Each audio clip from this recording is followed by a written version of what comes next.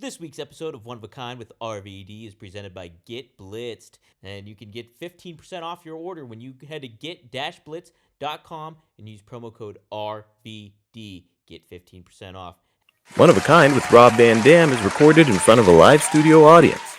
Bringing people back, Bischoff back, and whoever, even though in Hogan, and even though they may have cost him millions and millions of dollars in the past, he says, and he's right though, like if you can't fix it, you can't do nothing about it, then don't worry about it, let it go. But it's easier said than done, unless you're a sociopath.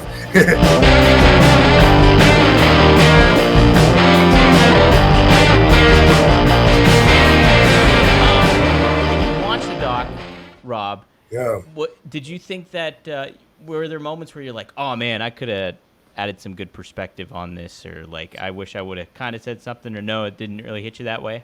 It really didn't hit me that way, and I was hoping that I would learn a couple of new things, and I did. One thing that I learned, I knew about the Wendy Richter screw job, yeah, but the story was told last year on one of I believe it was the Dark Side of the Ring episodes, which they're getting ready to do another season, by the way. But they told the story, but it was Wendy being interviewed, and the way she described it, it just made it sound like a work. So I never put that much into it, because she was saying, she didn't want to lose the title, but the way she described it, she was like, in this, wrestler goes on like with a mask, and then she pins me, and then I look up and she takes her mask off, and it's Moolah, and I'm like, you knew that was Moolah. So I kind of threw the whole thing out, but the way they told it this time made it a lot more important, and the way that Brett even recalled it when he was talking about his situation and said, I knew what they had done to Wendy, so I had that in mind. Like that I think added a lot of depth to their style and their plans, or their moves. Their move set, what they're willing to do. There was that. I'd never heard about Pat Patterson being accused of the Ring Boy stuff. Yeah, I just, I figured, well, I've heard him accused of a lot of stuff, but it was all of men of legal age as far as I knew. And then, to hear Tom Cole say that when he was 16 that he was proposition, that was new to me as well. Yeah, there was the thing that stood. So I'm kind of with you. There was nothing like that really like, whoa, I didn't know that, but they added some more context and information. Like, I think it was like episode 4 was that started off with the Mr. McMahon character, and I knew he liked Dr. Jerry Graham was his favorite wrestler. I did know that, but he was like, and I just liked the way he walked and did all that stuff. And I was like, oh, that's where he got the Vince McMahon strut. So that was something that I was like, okay, that makes sense. Nice. But yeah, Rob, I mean, I said it a little to you off air. I liked it. I do like it. And I think a big reason that I like it is because it brings back the nostalgia of like, hey, that time period, the excitement I had watching the Monday Night Wars, getting to see the underground stuff that was ECW at the time, and it kind of making me relive a lot of those moments and that excitement at the time.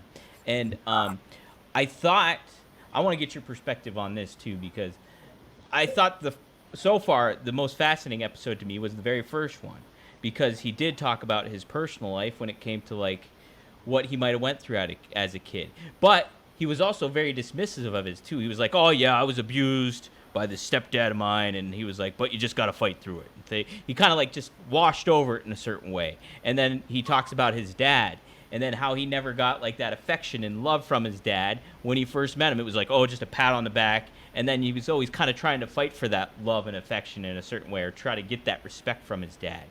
And so it just kind of painted a picture of like, this is kind of the mentality maybe that Vince has had throughout his whole life, is just like not maybe necessarily addressing those things, and like kind of like living and like eating through it almost, And I thought that was a really fascinating aspect of the first episode. Did you get any takeaway from that, or how did you feel about all that stuff? Well, I mean, it makes me think of towards the end of this series, he made it a point to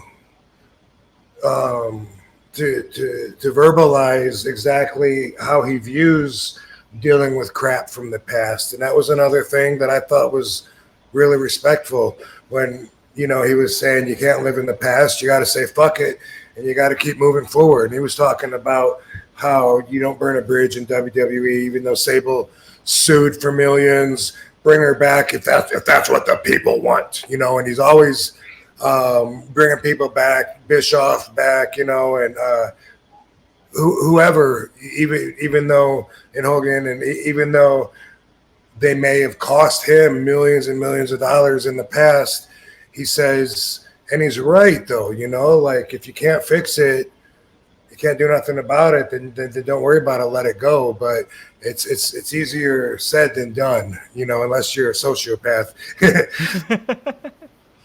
Yeah. I like that though that he said that, and so that makes me understand why he would talk about his past family history and issues that way. Interesting. Yeah. It's so many different little aspects. Even if stuff wasn't necessarily covered, I think the neat thing about it was the way the people were interviewed, or like, how they talked, or you picked up on certain context clues. That was a big takeaway, I think, for me, is like, ooh, that adds different layers that you can almost kind of, you don't want to make assumptions, but obviously you can kind of maybe pick up on some certain things that, like, oh, this was something that maybe Vince felt about differently, and then here's Bruce Pritchard's perspective, or here's Tony Atlas's perspective. Or, I love Tony Atlas. He was fucking great. And yeah. He added a lot to it. He did add a lot to it. Like when they were, what was the thing said? Oh, when they were talking about the Pat Patterson thing, he was like, "Well, didn't you tell anybody about it?" He's like, "Who am I gonna tell? He's the booker." Right. Yeah. Right. It's like, what am I gonna do? He's like, if I tell him I'll get fired. Right. Exactly. Uh-huh. Yeah. So yeah, he helped about saying a few things that I think some of the other guys either were too scared to say or just weren't going to go there, and I appreciate that. When I see him, I'm looking forward to telling him. Yeah. He was a big show stealer of that whole thing, I thought. When you watched the documentary, did you feel like everything was handled pretty fair? Or did you kind of see some moments where maybe like editing kind of came into play with maybe how they were telling the story of certain things? Nothing really like stood out as like contriving or misleading. Mm-hmm. I thought that they did a really good job of getting all the footage that they got together, from past and present, and everything was just so relevant and important, and I appreciated that all the work that they put into that. So like if there was anything, it wasn't done in any kind of malicious manner that I picked up in, and it didn't come across that way. Like at the end when they said, what's his legacy? And everyone keeps going, his legacy.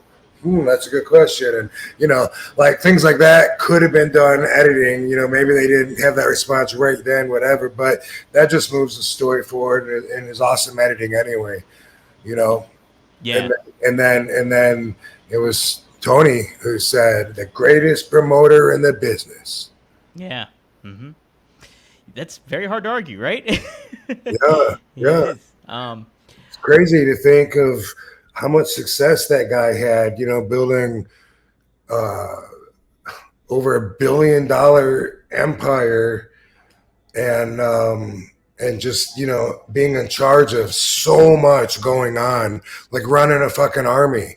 I can't even imagine having a staff of people working underneath me and keeping track of all of them, a small staff, but to have like the biggest arenas that anyone has ever built and pack those with people and be the head of all of that action that's going on. That's just amazing. That's just like levels and levels and worlds beyond what a lot of us could comprehend.